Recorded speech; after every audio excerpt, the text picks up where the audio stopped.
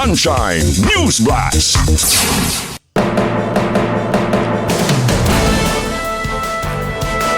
Atong oras, alas 7:32 na ang tagna sa buntag. Ang oras gihatod kaninyo sa Lactopafi Probiotic Health Food Supplement o Lactoplan by Asil Laboratories Incorporated. Detalye sa itong balitang lokal, padayon pa sa negosasyon ng Cebu City alang sa planong transfer station sa South Road Properties dool sa Pand A aron mas maorganisa ang pagduma sa basura sa Dakbayan.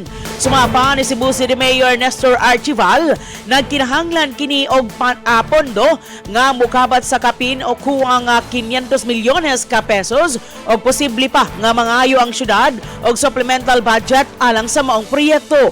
Gihatag usab ang update sa Binaliw, diin gihangyo ang publiko nga musunod sa mga requirements sa waste management aron maminusan ang produksyon sa basura. Apil sa gi-emphasize o gihatagan na og pagtagad sa mayor ang husto nga pag-segregate sa basura ug nanawagan siya sa mga residente o constituents nga mutabang sa pagpatuman ini.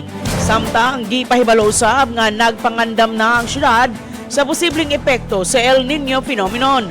Ang mayor may inspeksyon sa temporaryo nga garbage transfer station sa Pand A sa South Road Properties ni atong Lunes sa buntag, Marso 16, isip kabahin sa padayon nga paningkamot sa syudad sa pagduma sa basura. Sunshine News Blast.